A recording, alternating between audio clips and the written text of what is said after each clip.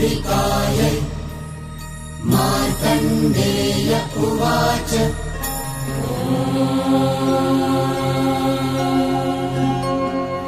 यद्गुह्यं परमं लोके सर्वरक्षाकरं नृणाम् यन्य कस्यचिदाख्यातम् तन्मे ब्रूहि पितामहः। ब्रह्मोवाच अस्ति गुह्यतमं विप्र सर्वभूतोपकारकम् देव्यास्तु कवचं पुण्यम् तच्छृणुष्व महामुने।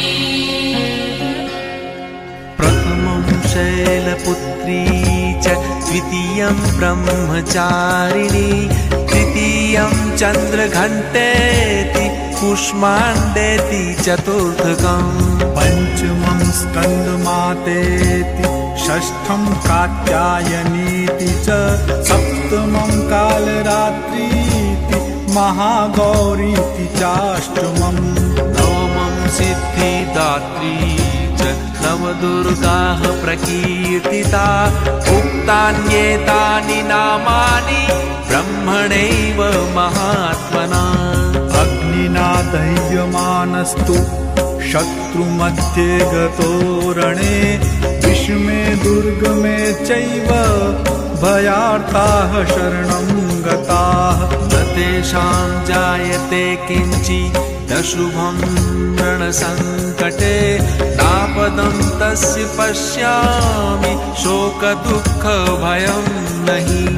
यैस्तु भक्त्या स्मृता नूनं तेषां वृत्तिः प्रजायते ये त्वां स्मरन्ति देवेशि रक्षसे तान् संशयः।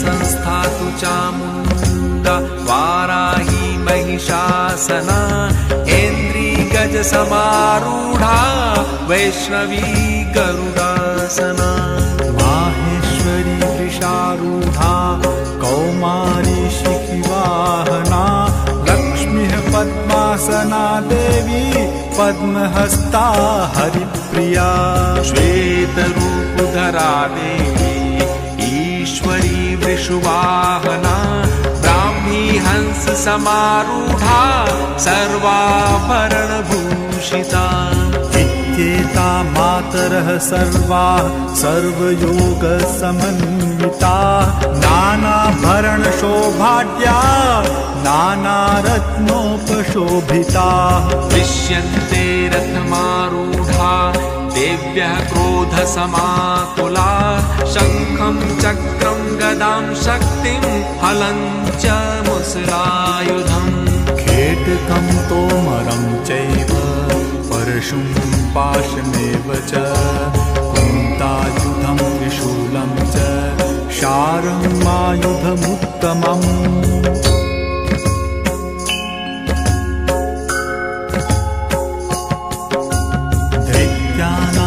देहनाशाय भक्तानां भयाय च धारयन्त्यायुधानित्थं देवानां च हिताय वै। नमस्तेस्तु महारौद्रे महाघोरपराक्रमे महाबले महोत्साहे महाभयविनाशिनी पाहि मां देवि दुष्प्रेक्षे शत्रूणां भयवर्धिनी प्राच्यां रक्षतु मामैन्द्रि आग्नेयामग्निदेवता दक्षिणे वतु वाराहि नैऋत्यां खड्गधारिणी प्रतीच्यां वारुणी रक्षेत् वायव्यां मृगवाहिनी दिच्यां पातु कौमारी ऐशान्यां शूलधारिणी ऊर्ध्वं ब्रह्माणि मे रक्षे दधस्ताद्वैष्णवी तथा एवं दश दिशो रक्षे चामुण्डा शवाहना विजया पातु पृष्ठतः।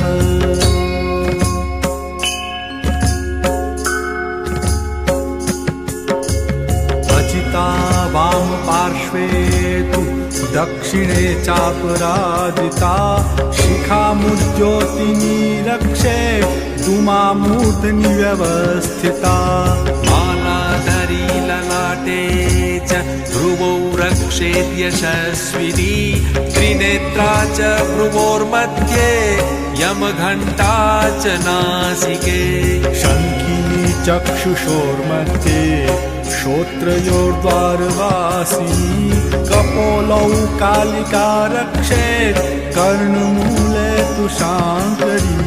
नासिकायां सुगन्धा च उत्तरोष्ठे च चर्चिका अधरे चामृतकला जिह्वायां च सरस्वती। दन्तान् रक्षतु कौमारी कण्ठदेशे तु चण्डिका घण्टिकां चित्रघण्टा च महामाया च तालुके। कामाक्षी चिबुकं रक्षे वाचं मे सर्वमङ्गला ग्रीवायां भद्रकाली च पृष्ठवंशे धनुर्धरी।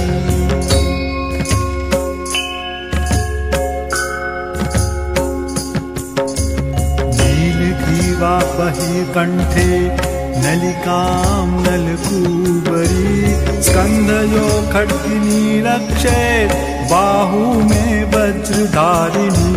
हस्तयो दण्डिनी रक्षेदम्बिका चाङ्गुलीषु च नखाञ्चूलेश्वरी रक्षेत् कुक्षौ रक्षेत् कुलेश्वरी। स्तनौ रक्षे महादेवी मनः शोकविनाशिनी हृदये ललिता देवी उदरे शूलधारिणी। नाभौ च कामिनी रक्षेत् गुह्यं गुह्येश्वरी तथा पूतना कामिका मेढ्रं गुदे महिषवाहिनी।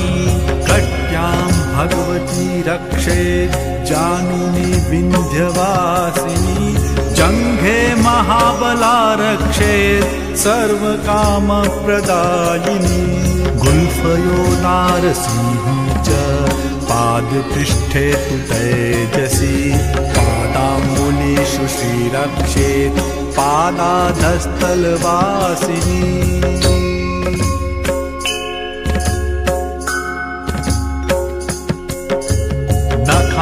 नखान्दष्ट्राकराली च केशांश्चैवोर्ध्वकेशिनी रोमकूपेषु कौबेरी त्वचं वागीश्वरी तथा। रक्तमज्जावसामांसान्यस्ति मेदांसि पार्वती तन्त्राणि कालरात्रिश्च पित्तं च मुकुटेश्वरी। पद्मावती पद्मकोशे कफे चूडामणिस्तथा ज्वालामुखी नखज्वाला मभेद्या सर्वसन्धिषु। शुक्रं ब्रह्माणि मे रक्षेत् छायां छत्रेश्वरी तथा अहङ्कारं मनोबुद्धिं रक्षेन्मे धर्मधारिणी। प्राणापानौ तथा व्यानमुदानं च समानकं वज्रहस्ता च मे रक्षेत् प्राणं कल्याणशोभना। रसे रूपे च गन्धे च शब्दे स्पर्शे च योगिनी सत्त्वं रजस्तमश्चैव रक्षेन्नारायणी सदा।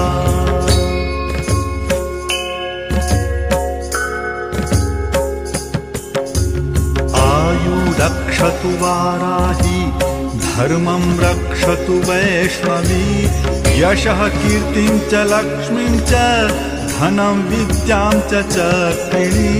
पुत्रमिन्द्राणि मे रक्षेत् पशुर्मे रक्ष चण्डिके पुत्रान् रक्षेन्महालक्ष्मीर्भार्यां रक्षतु भैरवी। पन्थानं सुपथा रक्षेन्मार्गं क्षेमकरी तथा राजद्वारे महालक्ष्मी विजया सर्वतः स्थिता।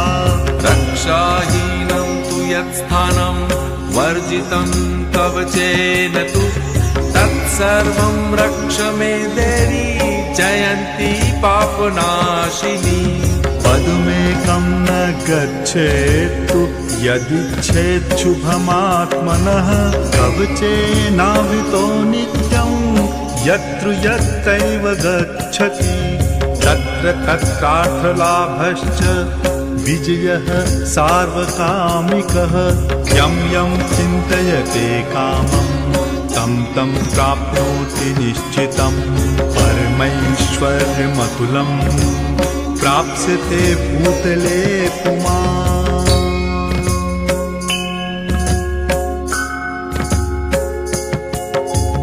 निर्भयो जायते मर्त्यः संग्रामेष्वपराजितः त्रैलोक्ये तु भवेत् पूज्यः कवचेनावृतः पुमान्। इदं तु देव्याः कवचं देवानामपि दुर्लभं यः पठेत् प्रयतो नित्यं त्रिसन्ध्यां श्रद्धयान्वितः। देवी कला भवेत् तस्य त्रैलोक्येष्वपराजितः जीवेत् वर्षशतं साग्रमपमृत्युः विवर्जितः। नश्यन्ति व्याधयः सर्वे लूतादिस्फोटकादयः स्थावरं जङ्गमं चैव कृत्रिमं चापि यद्विषम्। अभिचाराणि सर्वाणि मन्त्रयन्त्राणि भूतले भूचराः खेचराश्चैव जलजाश्चोपदेशिकाः सहजाः पुर्जामाला डाकिनी शाकिनी तथा अन्तरिक्षचरा घोरा डाकिन्यश्च महाबलाः।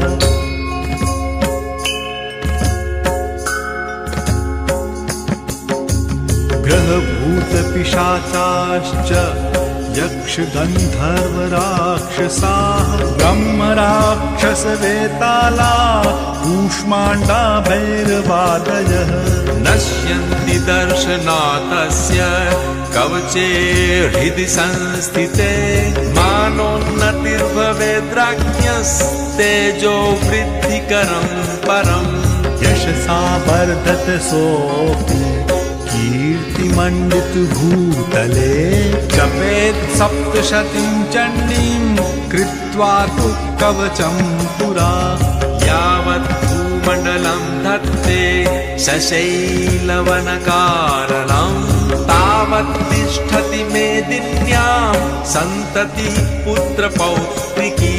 देहान्ते परमं स्थानं यत्सुरैरपि दुर्लभं प्राप्नोति पुरुषो नित्यं महामाया प्रसादतः। लभते परमं रूपं शिवेन सह मोदते। ओ